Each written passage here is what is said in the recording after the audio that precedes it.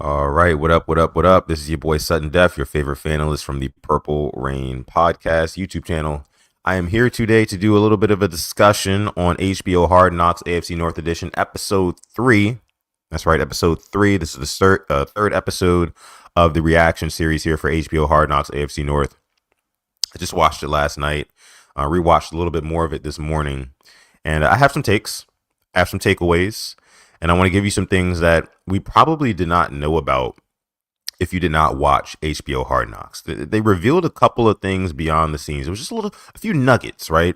A few nuggets, specifically talking about the Baltimore Ravens. As we know, in episode 1 and 2 of the HBO Hard Knocks series, AFC North Edition, they didn't really show the Ravens that much. The Ravens didn't get a whole lot of screen time at all. First week was after the L to the Eagles. Maybe got like 3 minutes of screen time in that episode, that hour-long episode. Then the next week was the bye week. Maybe got like 2 minutes of screen time in that one, 2-3 minutes again. And, right back to all Steelers coverage, Bengals, Browns, right? So this was kind of like the first episode. If you're a Ravens fan, this really felt like episode 1, to be honest with you, because the Ravens had a very fair amount of screen time. I would say they probably had the most, I would say. It was pretty balanced. HBO did a really good job with episode 3. I thought that this was the best episode by far, up to date. I did. And it is, yes, mainly because they did show the four teams kind of evenly and how they're doing. The cinematography in this episode was top tier. Top tier. Let me start with that, right? Uh, you know, just the shots that they were having, it really did feel like it was more balanced than it was before. They had like a quadruple box showing the skyline of each city before they switched each scene to talk about each different team. And they did that multiple times throughout the episode. I thought that was really cool and very important because, again, they really weren't showing a whole lot of Baltimore Ravens content on that show, and it was pissing me off. Last week I came on here and I said, like, come on, man, like, really? And a bunch of people came in the comments and said, oh, it's John Harbaugh. He's choosing not to let them get in there and see what's going on, things like that. But this episode, I don't know if John Harbaugh had a change of heart or if it was HBO the whole time who didn't really want to cover the Ravens the first 2 episodes. But we got a lot of we got a lot of footage, a lot of clips from inside the castle this past episode. Make sure you like the video, subscribe to the channel if you are watching on YouTube. If you're watching on X right now, hello, good morning. My name is Sutton Def. If you're not familiar with me, give me a follow on X.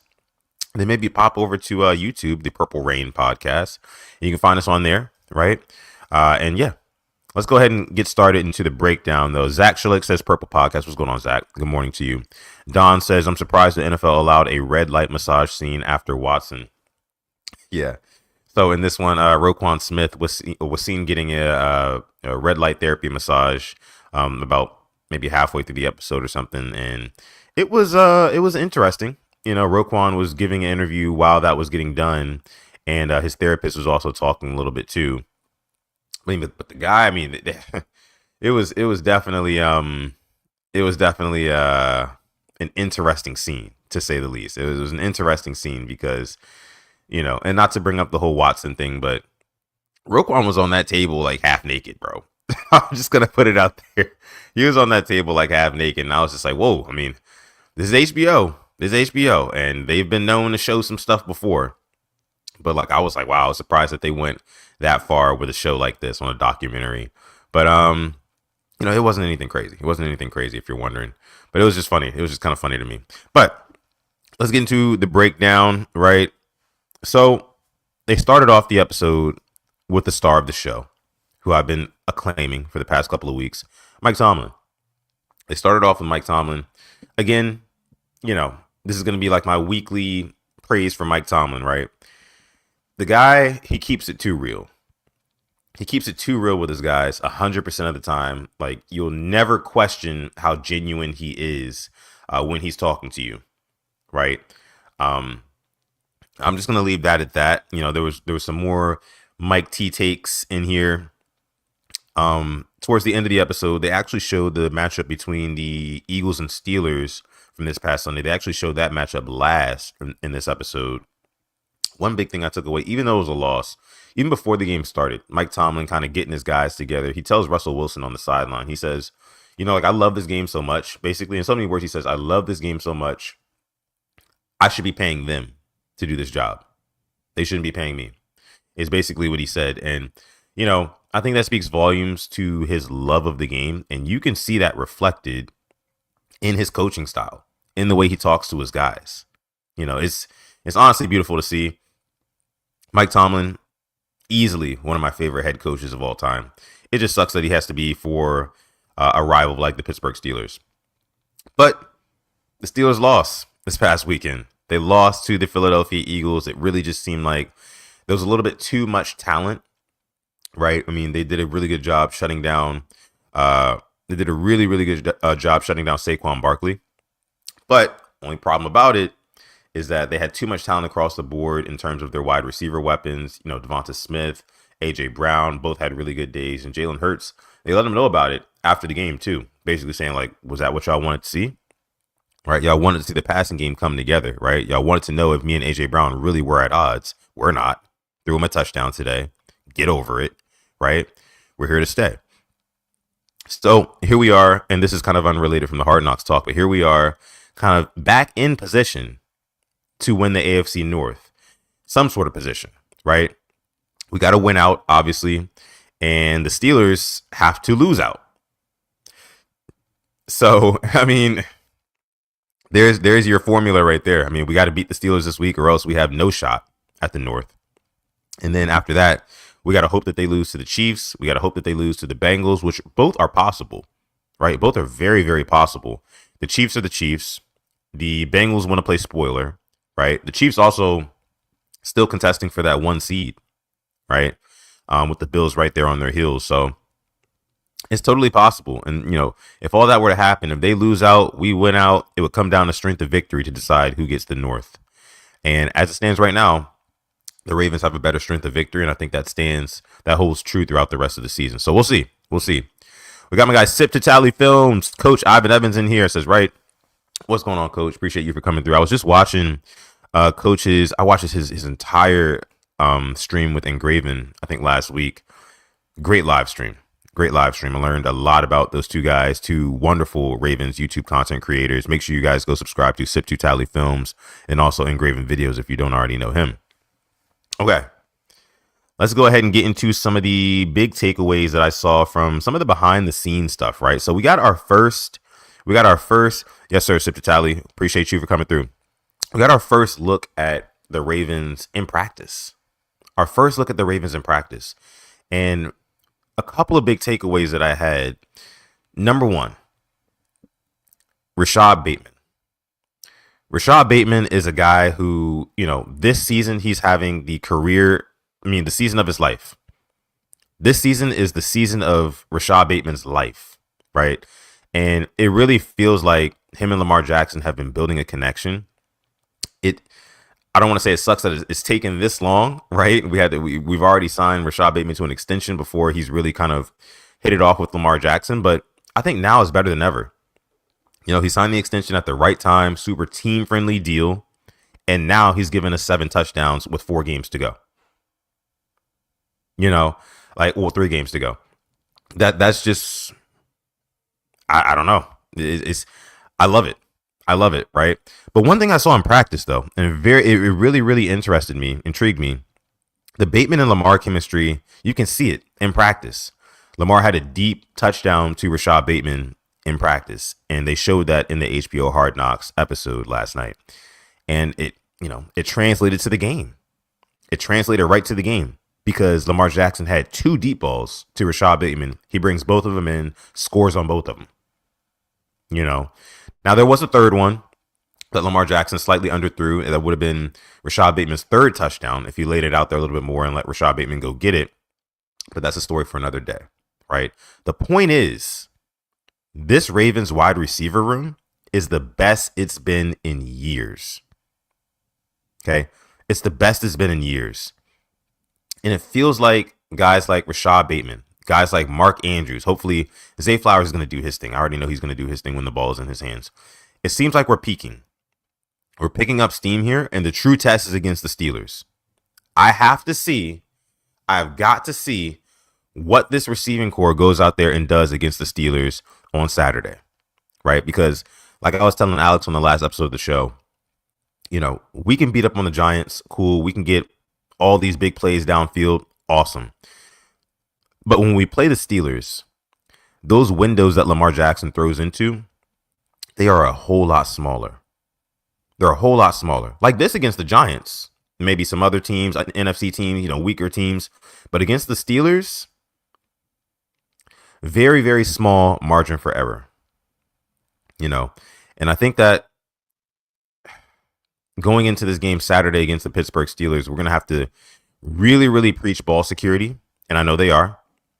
But we cannot allow these guys to make it an ugly game and take it down to into the fourth quarter where they can just find a way to win. Where they can overwhelm our offensive line and send Lamar Jackson on a wild goose chase trying to fight for yards. We can ill afford that. Can't have it. But again, let me backtrack. Bateman and Lamar's chemistry is absolutely beautiful to see. I love it. It really, really does seem like they're coming together. And Lamar Jackson said it yesterday, like, yeah, I'm trusting him more. I'm more confident. You love to see it. Bateman is a fringe wide receiver 1 right now on our team. He's the second leading receiver, pass catcher in touchdowns behind Mark Andrews. Just 1 touchdown behind Mark Andrews, 8 to Rashod Bateman, 7. Dare I say, Rashod Bateman may finish the season with the most touchdowns in the regular season by receiver or by pass catcher. He might pass up Mark Andrews. I don't know, but that was just something that was super encouraging to see, especially going into the playoffs soon. And one other thing I want to mention about Bateman, right? Rashod Bateman is feeling himself now. He's feeling himself, and rightfully so. This is not like a knock on Bateman at all. I actually love this, right? So after that 2 touchdown game against the Giants, right? 3 catches, 80 yards, 2 touchdowns. He's walking to the bus, and I know you guys have seen it. There were some kids who were heckling Rashod Bateman. And they were basically telling him, they were trying to antagonize him. You could tell they were trying to antagonize him to get him to come over and talk to them. And he was just kind of saying like, oh yeah, like, I did what I did, and he's like, oh, but you got to win a Super Bowl. Y'all aren't winning a Super Bowl. When's the last time y'all won a Super Bowl? And the Giants fans also like, oh yeah, we won 2 Super Bowls in the 2010s and all this and that. And it was just funny because Rashod Bateman was like, do you know when's the last time the Ravens won a Super Bowl? That was his rebuttal, Rashod Bateman. And the Giants fan is like, I don't know. Why don't you tell me? You're the one who's saying it. And it was funny because Rashod Bateman ends up saying 2015 was the last time that the Ravens won a Super Bowl, which is inaccurate, of course, because it was 2013. It was 2013 when the Ravens won the Super Bowl over the San Francisco 49ers in New Orleans. So it was a little bit funny that Rashod Bateman did not know that little tidbit of information, especially considering it doesn't really seem that long ago, at least not to me. But I guess a guy like Rashod Bateman, he might have been a little bit younger at the time, maybe did not remember a little bit more accurately. But I say that to say Rashod Bateman is feeling himself, man, because I don't think that he does that if it's just another pedestrian 1 catch for 17-yard game for Rashod Bateman and nobody's really talking about him, nothing like that. I think he walks straight to that bus. I think he turns on his noise-canceling headphones and just ignores those kids. But now he's gaining confidence in himself to where he says, you know what? I am going to go talk to those hecklers, right? I am going to let them know what's on my mind because I'm that guy right now, and I would love to see him continue to take that confidence and build upon it for the rest of the season, man, because even still with him being the second leader in touchdown catches on this team this season, he's still not going to command the top cornerback from opposing teams. He's not, right? They're still going to put that guy on a Zay Flowers and maybe rotate him around a little bit. But Rashod Bateman, for the most part, is still going to be getting cornerback 2s and 3s. It just is what it is. So I think Rashod Bateman is in a very, very good spot to continue this, this awesome campaign of a season that he's having. And like I said, it was also very, very encouraging that in the Hard Knocks episode, you could see Lamar Jackson and Rashod Bateman linking up in practice too. Awesome to see. Let me see. Sip Tyler says, I thought he said 15. I wasn't sure. Yeah, he said 15, man. He said 15. And I was like, man, you sounded so sure and confident about the Ravens winning a Super Bowl because he was telling the Giants fan, he was like, yeah, look it up, look it up, look it up. And I'm thinking like, oh, yeah, he's got this Giants fan now. And then the Giants fan's like, oh, no, you're the one bringing it up. When did it happen? And Rashod like pauses for a second. He's like, 2015. I'm just like, oh, Bateman. Oh, man, I wish I could have been there right there with him, man. I'd have had his side. I'd have had his back. Let me see. Dylan in the house. What's going on? Dylan says Rashod is a better overall receiver than Zay. I said what I said. Ooh. This is a take right here. This is a take. Is it time to start having this conversation? Let me know if you agree down below in the chat. Is it time to start having a conversation on if Rashod Bateman is actually wide receiver 1 on this team? If he is a better receiver than Zay Flowers. Not to pit these two guys against each other by any means, but just speaking as a fanalist here, right? Because Zach says it's too early. Zach says no, it's too early. I see both sides though. I see both sides because I feel like Rashod Bateman has a few more tools in the toolbox physically than Zay Flowers does. He has the height. He's also got speed to match Zay Flowers. He's got some quickness to match Zay Flowers. He's got the route running to match Zay Flowers. But outside of that, he's taller. You know, he has a bigger frame. I would probably prefer him in a 50-50 ball over Zay Flowers. I just think that the Ravens, I don't want to say they force the ball to Zay Flowers, but you can tell there are multiple plays that are designed just for Zay Flowers because of what he can do after the catch and because of how shifty he is. I'll definitely say that he's shiftier than Rashod Bateman. But Rashod Bateman, for his size, what is Bateman, like 6'2"? I want to say he's like 6'2". I think that's about right. For his size, he gets shifty, man. He gets shifty. And Coach kind of agrees here. You might be on one, Dylan. A more complete wide receiver. You might be right about that one. I think I would tend to agree. I've been waiting, right, for Rashod Bateman's breakout season to come. It's here. And now that it is here, I do feel a little bit more comfortable with saying, like, you know, if he continues this streak, if he continues to build this confidence, if Lamar continues to trust in him, you saw he wanted to get Rashod Bateman the hat trick. He wanted to get him 3 touchdowns last week. The last one just didn't pan out. But a more complete wide receiver, I think that I would have to agree with you, Dylan. I think I would have to agree that Rashod Bateman is a more complete wide receiver than Zay Flowers. Now, is Zay Flowers a more dangerous weapon than Rashod Bateman?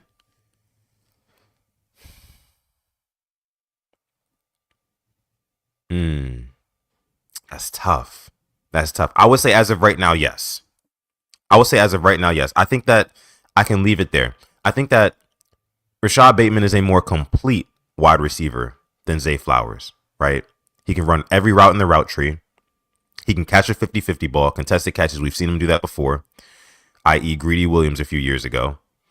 So he can do that. Like, again, he's got the physical attributes. He's tall. He's fast. He's got good hands despite a few drops this season. So, yeah, man, I think I'm going to have to go there. I think I'm going to have to say Rashod Bateman is a more complete wide receiver, or the most complete wide receiver on this Ravens team. Zay Flowers, I would say, is the most dangerous wide receiver on this Ravens team. And you can see that because the Ravens try to get the ball in Zay Flowers' hands by any means necessary and just kind of let him run rampant after that. Whereas Rashod Bateman, you can kind of get him anywhere on the field. Intermediate, deep, short routes. You can get him anywhere. And he's proven that this year. Great conversation. Great question from Dylan there. Love that question. Good morning, Raimi. Appreciate you for coming through. Dylan says, been saying Bates that dude before our season was even over the year we drafted him. We just got to feed him. Yeah, we've been saying that for a minute. A lot of us Ravens fans, a lot of us Bateman truthers have been saying for a minute that we need to get him more involved because, again, that's another first round pick. I mean, lest we forget, Rashod Bateman is another first round pick, just like Zay Flowers. So he deserves to get his play too. We've already extended Rashod Bateman. So it makes sense that we're really incorporating him into this offense. It makes sense that Lamar Jackson is being more intentional about getting him involved. It makes sense that Todd Monken is more intentional about keeping him on the field. Eli says Zay is more explosive. Yeah, I mean, so that's what I'm saying. Zay is a little bit more dangerous. He's more explosive. Rashod Bateman is more complete, a more complete wide receiver. And I think Rashod Bateman is the type of wide receiver that a developed passer of the football like Lamar Jackson needs right now. You know, Zay Flowers would have been great back in, he would have been even better for us, I think, in Lamar back in, 2018 through 2021, right? When the game plan was to get the ball out of Lamar Jackson's hands when it comes to passing the football and get it to a guy who can make something happen after the catch, right? I.e. Hollywood Brown, like we used to have. Zay Flowers is that guy.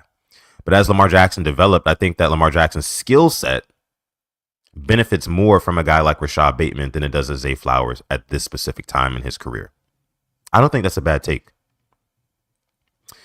Bateman is having dudes on roller skates trying to cover his routes. Yeah, man. The separation that he gets. I think that Zay Flowers and Rashod Bateman had the second and third highest separation rate in week 15 out of all NFL receivers.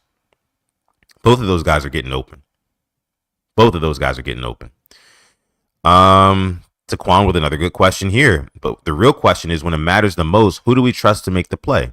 Zay or Bate? That's another fabulous question. Because we've seen Zay Flowers, kind of close games before. I remember that Dallas game earlier this year, before the QB keeper that really, really ices it. Lamar Jackson throws a pass to the outside to Zay Flowers. Zay Flowers brings it in, and that kind of iced the game right there. So, and we really haven't seen Bateman. Well, here's the thing. We have week 1 against the Kansas City Chiefs. When we were really trying to claw our way back into that game, make that last game-winning drive, Rashod Bateman catches that deep pass, man. And honestly, I don't see Zay Flowers making a play like that, going outside of his frame deep with a guy on him and making that catch along the sideline. I think I see Bateman making that play more times out of 10 than Zay Flowers does out of 10. So it's hard to say, man. And only time is going to be able to tell. I like both of those guys. And Leo said, he says the Rams game winner last year. I was actually at that game. Yeah, that was another big one. So, and Ramey says, Zay if Lamar throws a close to perfect pass. Yeah, I guess we just haven't really seen Bateman in too many huge spots, or we've just seen Zay in a couple more huge spots where Lamar Jackson has chosen to go his way. But look, that might change now. We might see it spread open a little bit more with the trust and chemistry that Bateman is building with Lamar. We might see it a little bit more. I'm just saying. And when I say it, I mean Rashod Bateman targets down the stretch of games. Important targets, big targets. I'm talking 3rd and longs, 4th and whatever. Maybe find Rashod Bateman. And he's got to prove himself in those big moments too. Because like I said, Rashod Bateman, he's had a few drops, as is Zay Flowers, right? As everybody drops the ball at some point. But it's really, really going to, I think that this week against the Steelers, if Rashod Bateman can go out there and say, F all the tight coverage, F how well the Steelers know this Ravens offense and what they want to do. Lamar, get me the ball. If he demands the ball and he goes out there and he balls out against the Steelers, man, we got to have some real conversations about who's wide receiver 1 on this team. But I love this conversation we're having. Okay. This is about Hard Knocks, man. I've spent a lot of time talking about Rashod Bateman. This is about Hard Knocks, the rest of it. A couple other things that I noticed out of the Hard Knocks episode, right?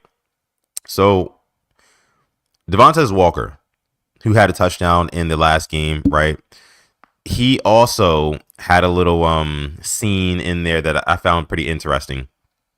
So he catches a pass in practice, and he gets plucked by Roquan Smith, right? Roquan comes up behind him, plucks the ball out mid-play. And then on the sideline, Roquan tells Devontae Walker, like, yeah, I barely even poked at the ball. Like, you got to get in the gym, do some more bicep curls. I thought that was hilarious. I thought that was absolutely hilarious. Kind of like a welcome to the league rookie moment. You know what I mean? That sort of thing. And this was before the Giants game, before he scored his touchdown, obviously. So, love to see that he got his confidence there and he's kind of ingratiating himself with the team. But I just thought that was pretty funny. Roquan Smith, by the way, has really come on late this season. Really come on late this season. He's looking faster. He's looking more instinctive. And I think a lot of that has to do, or at least I know a lot of that has to do, because Marlon Humphrey spoke about it at the presser after the game, right?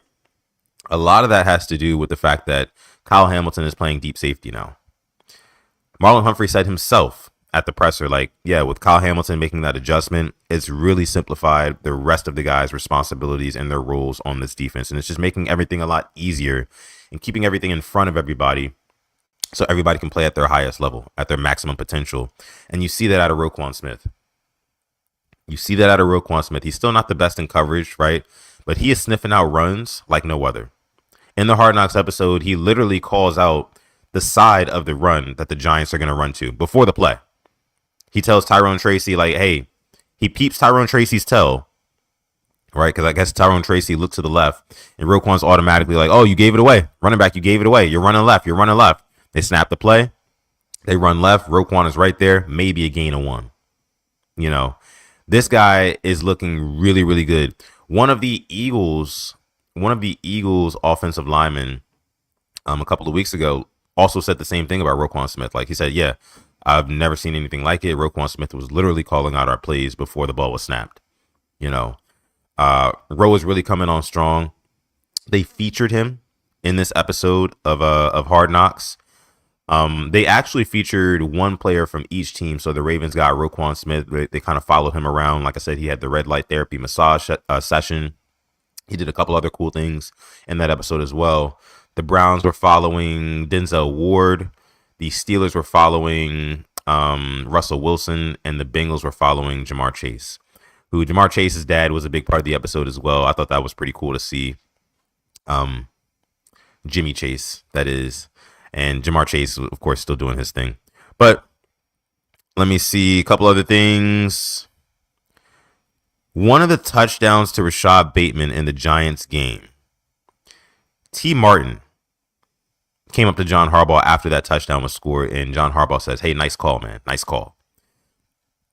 Now, I'm no football coach, and so I don't really know what he necessarily meant by that. I just kind of stuck in my brain, right? Like, nice call. Like, I know T. Martin is the quarterback's coach, right? But, like, is he... I don't know. Is he helping make calls? Like, is he in Lamar's ear, in the coach's ear? Is he kind of coordinating with Monken on, hey, maybe we should do this here? I don't know. That was just something that I took away. Something small. I don't know. You guys let me know what you think about it. Again, I'm no football coach, but after that touchdown, Harbaugh literally goes up to T. Martin and says, nice call, good call. You know. So I don't know.